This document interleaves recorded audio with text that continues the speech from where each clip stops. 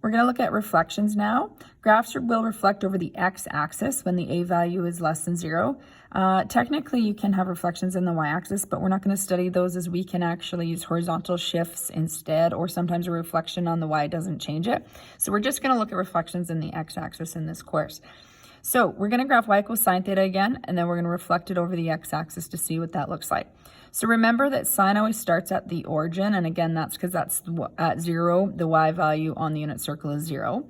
But try to remember that it's at the origin. I use kind of the theory that it starts at that security or median line of my border from the Canada and the US. All right, and then from there, of course, we want to go up. So you have to remember that we go up. And again, I always joke around and say, hey, we're always going to go to Canada first, of course. Okay, so that's how I remember security going up, or how you can remember. All right. Per this direction, if any students or staff who have not had, so we're going to connect this now. Move over to the gym.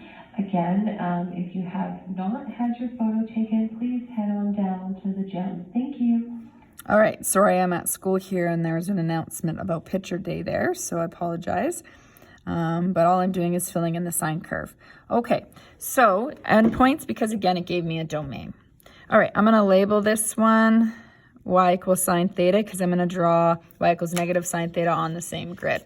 So to draw y equals negative sine theta, we always take anything and reflect over the x-axis. So of course the x-intercepts stay the same, but 1 now becomes down to negative 1. Negative 1 comes up to 1. So it's going to look like this. Same thing here. These points flip around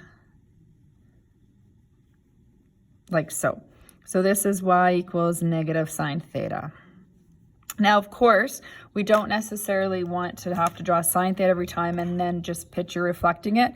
So what I remember is that sine always starts at the origin, regardless of the reflection. And if it's positive sine, it goes up. And if it's a negative sine value, then it goes down, which would make sense.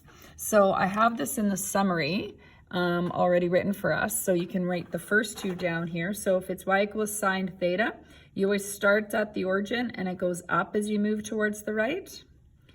If it's negative sine theta, it starts at the origin still and it goes down as you move to the right. So that's what we're noticing here. It goes up for positive sine, down for negative sine.